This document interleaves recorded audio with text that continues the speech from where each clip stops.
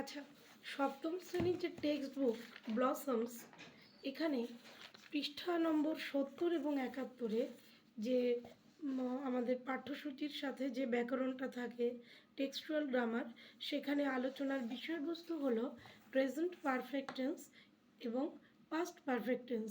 এই দুটো নিয়ে আমাদেরকে আলোচনা করতে হবে। যাদের কাছে সপ্তম শ্রেণীর ওই বইটা আছে তারা ওই বইটা দেখে নেবে, আর যারা অন্য কোনো বোর্ডে পড়াশোনা করো বা এমনি শুনছো আমার কথা, তারা এমনিতেই শুনতে থাকো, তাহলেই বুঝতে পারবে আমি এখান থেকে উদাহরণ নিয়ে বোঝাচ্ছি, কিন্তু তোমাদের সকলের জন্যই। দেখো, he has burned his feet, সে তার পা পুড়িয়ে ফেলেছে।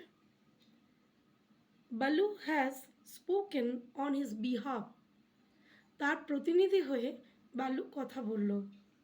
It's parents have run off, এর বাবা মা পালিয়ে গেছে। এই যে আমরা কথাগুলো বললাম, দেখো সবকটা বাক্যের মধ্যেই হ্যাজ বা হ্যাবের একটা ব্যবহার রয়েছে, সেই সাথে ভার্বের থার্ড ফর্ম। যদিও রানটা তো থার্ড ফর্ম আমরা বুঝতে পারি না, run, ran, run present form এবং যেটা পাস্ট পার্টিসিপল ফর্ম দুটোই এক, ওখানে কাম, কেম, কামের মতোই। আমি বলে দিচ্ছি তাই। হি হ্যাজ বার্নড হিজ ফিট, বালু হ্যাজ স্পোকেন। এই যে হ্যাজ ব্যবহার করা কিংবা হ্যাভ ব্যবহার করা, বা বললাম I have just completed my task, আমি এইমাত্র আমার কাজটা শেষ করেছি। Mina has just reached our house, Mina এইমাত্র আমাদের বাড়িতে এসেছেন। Imran has taken all his books to school, to the school, Imran স্কুলে তার সব বইগুলো নিয়ে গেছে। My dog has eaten its food, আমার কুকুরটা তার খাবার খেয়ে নিয়েছে। We have won the match, আমরা খেলাটা জিতেছি। এখানে সব ক্ষেত্রেই দেখলে হ্যাভ আর হ্যাজের একটা ব্যবহার আর ভার্বের থার্ড ফর্ম। যেমন প্রথমেই আমরা বলেছি just completed, complete, completed, completed. Conjugation of verb যখন দেখব তখন এভাবে দেখব। রিচ, পৌঁছানো, রিচড, রিচড। আমি যে সেন্টেন্সগুলো বললাম সেগুলো একটু লিখে নিয়ে তারপর শুনবে ভিডিওতে আমি যেগুলো বলছি, তাহলে খুব ভালো করে তোমরা বুঝতে পারবে। তারপরে দেখো, Imran has taken, take, took, taken. My dog has eaten, আমার কুকুরটা খেয়ে নিয়েছে। Eat, ate, eaten. We have won the match, win, won, won. ঠিক আছে, এই যে থার্ড ফর্মটা ইউজ করেছি আমরা, এবং ভার্বের সাথে যেটা ভার্বের থার্ড ফর্ম তার সাথে হ্যাজ অথবা হ্যাভ ব্যবহার করেছি, সেই ব্যবহারটা কেন করেছি? প্রেজেন্ট পারফেক্ট টেন্স বোঝাতে। এবার একটু বলি প্রেজেন্ট পারফেক্ট টেন্সটা কী। প্রেজেন্ট পারফেক্ট টেন্স হলো প্রেজেন্ট, বর্তমান, কিন্তু বর্তমানকালে কাজটা একটু আগে হয়ে গিয়েছে, অনেক আগে না, কিন্তু অনেক আগে হয়ে গেলে সেই কাজের রেশটা আর থাকে না, বা যে কাজটা আমরা করে কিছু ফলাফল পাই সেই ফলাফলটা আমরা আর ভোগ করি না, সেটা অনেক আগের অতীত হয়ে যায়, তখন ওটা পাস্ট ইনডেফিনিট হয়ে যায়, পাস্টের কিছুতে চলে যায়। কিন্তু প্রেজেন্টে রয়েছে অথচ কাজটা হয়ে গেছে। যেমন সে এইমাত্র ঢুকলো বাড়িতে, সে জাস্ট ঢুকলো, তার মানে সে এখন ফ্রেশ হবে, তাই একটু পরে এসো বা একটু পরে কথা বলি, এই ব্যাপারটা। কারণ বাড়িতে ঢুকলে যে ক্লান্তিটা আসে, সে এইমাত্র বাড়িতে ঢুকলো, এই কথাটা থেকে আমরা বোঝাতে পারি, বা আরও কিছু বলতে পারি। তা এইমাত্র ঢুকে গেছে সে, তাহলে আমরা তার সিগনেচারটা এখন পাবো, এরকমভাবে বলতে পারি। কিন্তু যে কোনো বাক্যই থাকুক, সে এইমাত্র ঢুকলো, একটু আগেই ঢুকলো, সে যে কারণে ঢুকেছে বা সে রাস্তা থেকে আসবার ফলে যে ফলাফলটা সেটা এখনও কিন্তু যায়নি। তারপরে বললাম, যেমন আমি বললাম আই হ্যাভ ইটেন রাইস, ভাত খেয়েছি।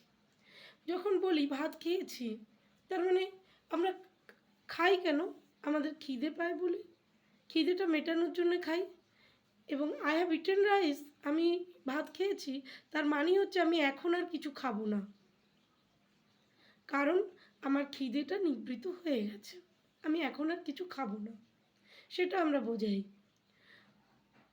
ভাতটা খেয়েছিলাম, খিদে পেয়েছিল বলে, তার ফলাফলটা এখনো বর্তমান। ভাতটা খেয়েছি খিদে পেয়েছে বলে, তার ফলাফলটা বর্তমান।